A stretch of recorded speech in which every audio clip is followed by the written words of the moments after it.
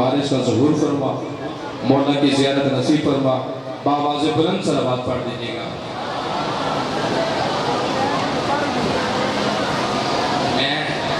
मैं अपने वक्त के अंदर ही पढ़ना, मैं वो बंदा नहीं हूँ जो मेंबर के साथ बैंड हो जाऊँ। जितना जल्दी मैं करूँ उतना मेरा साथ दीजिएगा। मलंग आपको पता है कि मैं एक दुआ आदत नहीं इबादत समझते, पहले बंदे से लेके आखिरी बंदे तक बोलेगा वही जिसका अकीदा साथ मिलेगा। बाकी बंदे की दाद और दुआ की ज़रूरत नहीं है। मैं अक्सर मिंबर पे कहा करता हूँ कि अल्लाह वो सांस ही ना दे जिसमें अली की मोहब्बत ना हो। जी सलामत। और मैंने कहा आखिरी बंदे तक हाथ उसी का बुलंद होगा, दुआ उसी की आएगी जिसका अकीदा साथ मिलेगा। कि अल्लाह वो सांस ही ना दे जिसमें अली की मोहब्बत ना हो। अल्लाह वो खाना ही ना दे जो हुसैन का लंगर ना हो। अल्लाह वो घर ही अदा ना करे जहाँ गाजी का अलम ना हो। जितना जल्दी मैं करूँ तो मेरे साथ दीजिएगा। मैंने पहले कहा कि दुआ उसी की है कि हाथ उसी का बुलंद होगा जिसका अकीदा साथ मिलेगा। बाकी की दाद और दुआ की जरूरत नहीं है। कि अल्लाह वो सांस ही ना दे जिसमें अली की मोहब्बत ना हो। अल्लाह वो खाना ही ना दे जो हुसैन का लंगर ना हो। अल्लाह वो घर ही अदा ना करे जहाँ गाजी का अलम ना हो। अल्लाह वो हादी अदा ना करे जो इनके मातम के लिए ना उठे। और अल्लाह वो औलाद ही ना दे जो अली असगर का सदका ना हो।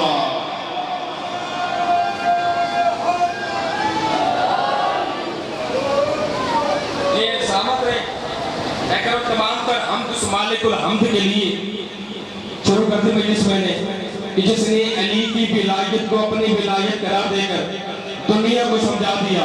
मुझे इधर उधर ना ढूंढना, मैं वहीं मिलूंगा जहां अली मिलेगा।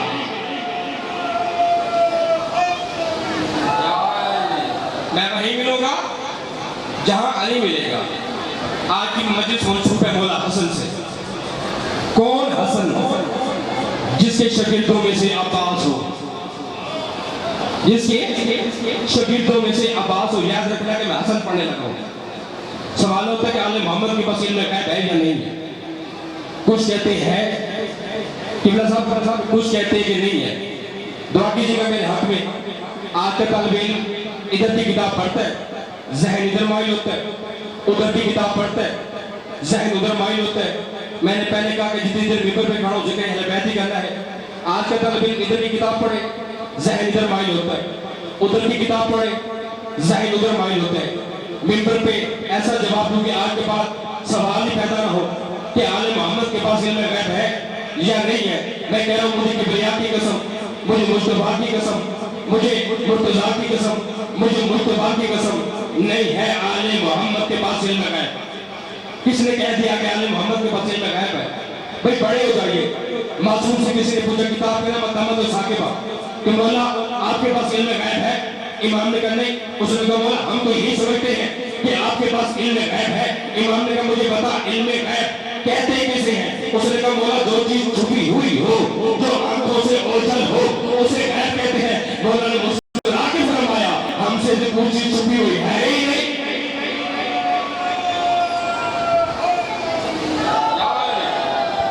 हमसे जो कोई चीज छुपी हुई है ही नहीं। खुदा की कसम इल्म गैब बहुत पास है। इल्म आले मोहम्मद बहुत है। इल्म आले मोहम्मद बहुत बुलंद है। बात याद आ गई, अमीर कायनात बैठे थे, साहिल आया सवाल किया, मौला ने जवाब दिया। इल्म गैब। साहिल आया सवाल किया, मौला ने जवाब दिया। साहिल आते रहे, सवाल करते रहे, आखिर में इंशाल्लाह अली नहीं होगा। एक लंबी चौड़ी शख्सियत खड़ी होगी। उसने कहा या अली ये अच्छी बात नहीं है। साहिल आता है, आप बिना सोचे समझे उसे जवाब दे देते हैं। कम से कम एक लम्हा तो सोच लिया करे, सोच समझ के जवाब दिया करे। इमाम ने कहा मुझे बता तेरे हाथ में कितनी उंगलियां? उसने कहा 5। इमाम ने कहा फिर बता कितनी? उसने कहा 5। इमाम ने कहा फिर बता कितनी? उसने कहा क्या हो गया मौला? मेरा हाथ है, मेरे सामने है, मुझे पता है कि इसमें 5 उंगली है। इमाम ने कहा जहल तुझ में और मुझ में यही फर्क है, जैसे तेरे सामने हाथ है वैसे हमारे सामने कायनात है।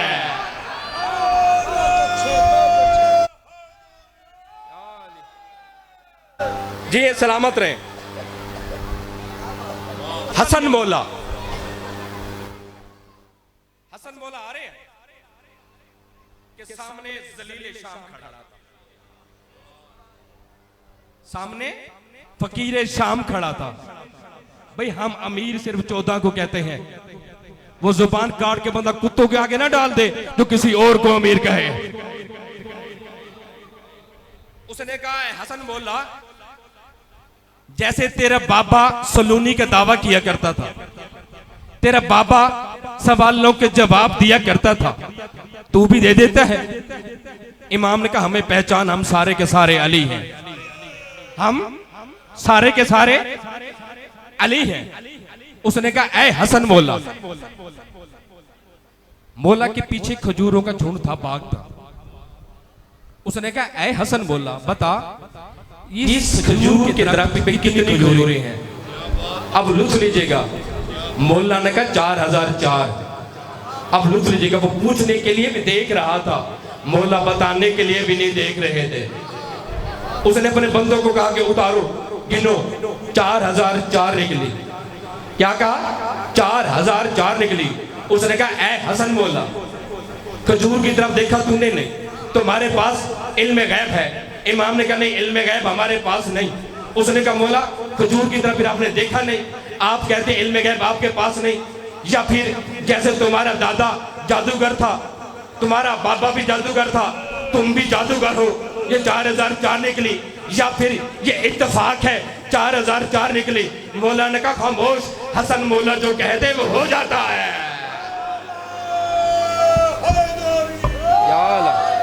अब भी यही करते हैं ना। पहले मैंने कहा कि मुझे जितना जल्दी मैं करूँ मेरे साथ दीजिएगा, अब भी यही करते हैं।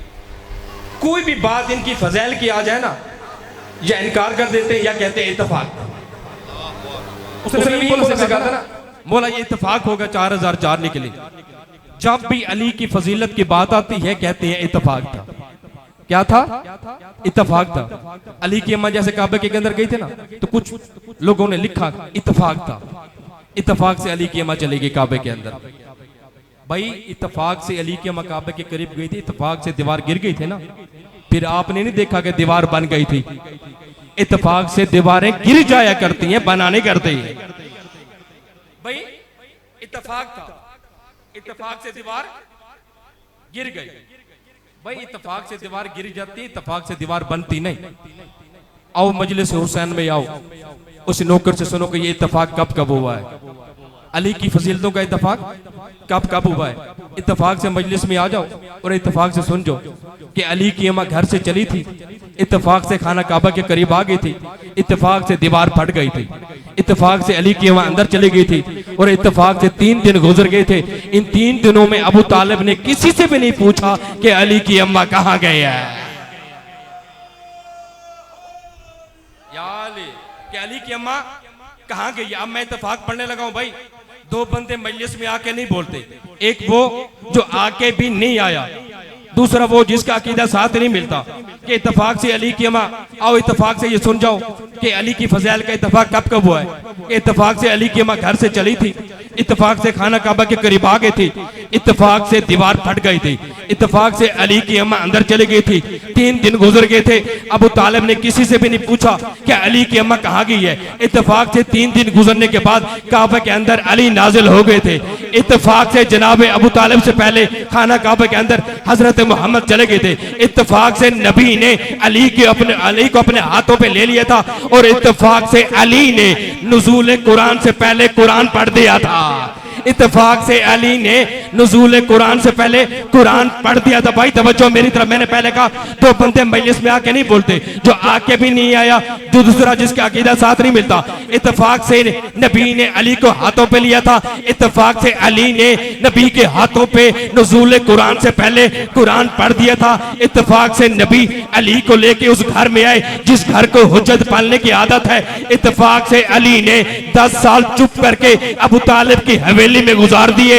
इत्तेफाक से 10 साल गुजरने के बाद इस्लाम की पहली दावत का दस्तरखान जनाब अबू तालिब की बिरोनी दरवाजे के बाहर बिछ गया। इत्तेफाक से 3 दिन लोग आते रहे, खाना खाते रहे। इत्तेफाक से नबी ने तीसरे दिन लोगों को बिठा के अबू लहब को झिड़क के कहा कुम या सैयदी व बल्लिग, खड़े हो जाओ मेरे सैयद सरदार और तबलीग करो।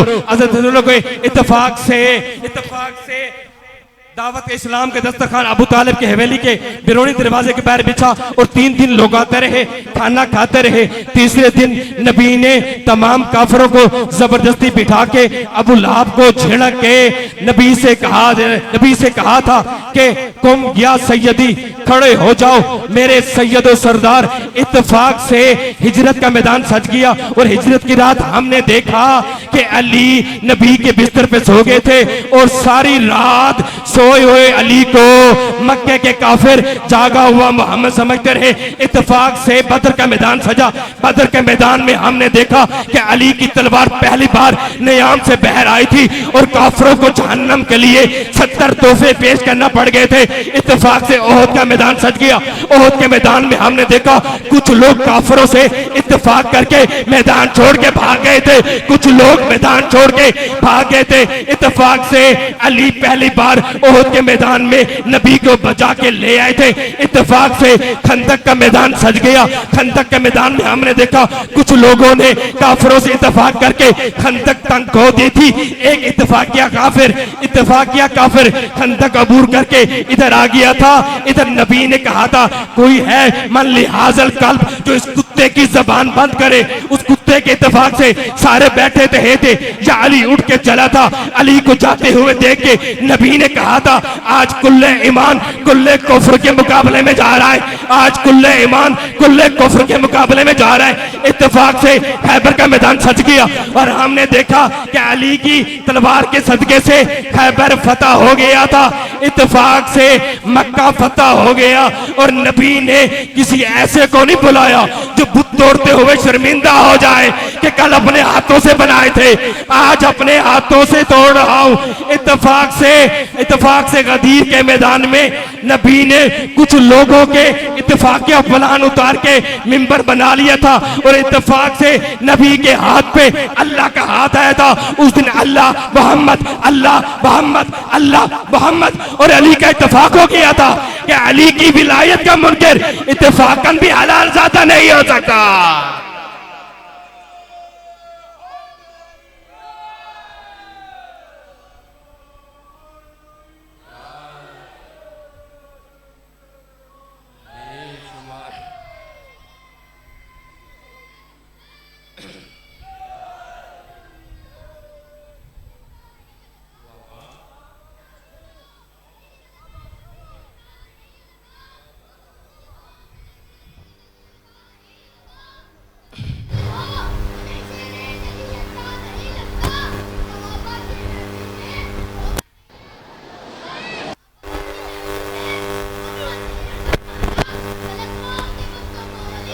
वाह वाह वाह वाह जी हो सलामत। और आखिरी बात फजैल की 1 मिनट का मसाहब और मिंबर किबला साहब के हवाले। भाई अली की फजैल जब भी पढ़ जाते हसन बोला इत्तेफाक था क्या हसन बोला नहीं मैं हसन हम 14 जो कहते वो हो जाता है। हम 14 जो कह दे वो हो जाता है। याद करो वो मैदान कि जब हसन बोला एक दरबार में कह रहे मैं चाहूं जमीन को आसमान कर दूं, आसमान को जमीन कर दूं, इराक को शाम कर दूं, शाम को इराक कर दूं, मर्द को औरत कर दूं, औरत को मर्द कर दूं। जब मजमे में एक बंदे की किस्मत फूटी हुई थी, खड़ा हो गया, उसने कहा हसन बोला ये किसमें जरूरत है कि मर्द को औरत कर दे, औरत को मर्द कर दे। इमाम ने कहा जब तक तूने सोच रखी दिल में, मैंने कुछ नहीं कहा, अब तूने बोल के इजहार कर दिया है। अब मुझे बता कि मजमों के मर्दों के मजमों में तुझे आते हुए शर्म नहीं आई?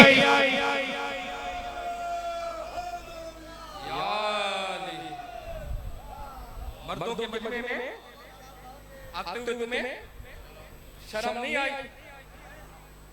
एक बंदा खड़ा हो गया, आखिरी बात उसने कहा हसन बोला मुझे बाद में दिखाना, पहले अपना तारुफ करा। मुझे आखिरी बात करने लगाओ।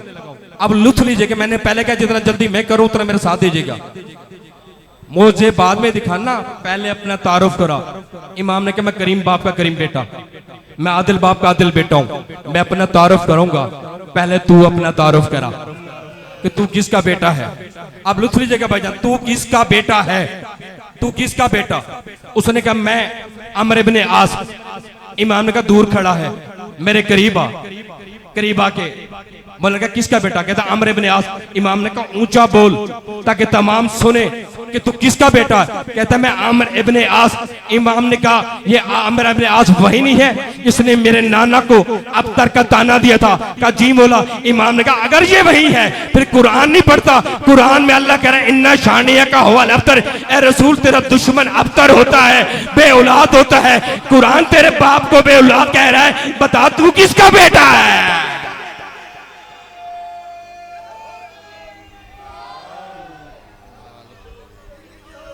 बस अज़ादारों, किसी की 3 साल का बेटा हो ना बेटा और कोई तमाचा मारे तो बंदूकें निकल आती हैं। है किस्मत हुसैन की मासूमा की, जिसका दिल करता था मासूमा के बालों में हाथ डाल के तमाचे मारते थे। 4 साल का बच्चा हो ना उसे कमरे में बंद करो, रात का वक्त हो अंधेरा हो ना, कुछ देर बाद कहेगा बाबा मुझे निकालो मैं मर जाऊंगा। जिंदान में इतना अंधेरा था, मासूमा कहती थी सजाद मुझे तेरी दाढ़ी नजर नहीं आती, सजाद मुझे तेरी दाढ़ी नजर नहीं आती। अज़ादारों सुनोगे, इब्ने मंजर ने मौला से पूछा, मौला सजाद से, मौला वो कौन सा लम्हा था कि जब तुमने कहा था कि काश शाम से पहले सजाद मर जाता। इमाम ने कहा क्यों मुझे खून की आंसू रुलाता है। कहा मौला बताइए। ने कहा इमाम ने कहा शाम के बाजार में एक जगह ऐसी आई जब शिमर ने ताजियाना लिया, मेरी पुष्ट से कपड़ा हटा के ताजियाना मारना शुरू किया। कहता ये अकबर का पुरसा, ये कासिम का पुरसा, ये औनो मोहम्मद का पुरसा, ये गाजी का पुरसा। ये मंजर देखा मेरी बहन ने ना शिमर के पास आई। कहा शिमर बस कर दे, काफी देर से मेरे भाई को मार रहा है। इतना कहना था या इमाम ज़ारो कतार रोने लगे। उसने कहा मौला आप क्यों रोते हैं। उसने कहा इमाम ने कहा वो जुल्म जो मुझ पे कर रहा था उसने छोड़ के मासूमा पे करना शुरू किया। जब थोड़ी देर गुजरी ना, मासूमा ने कहा भैया सजाद शिमर से कहे अगर मारना है मुझे मारे लेकिन ताने ना मारे। ये ताजियाना मार के कहता है बुला गाजी को और बुला चचा को।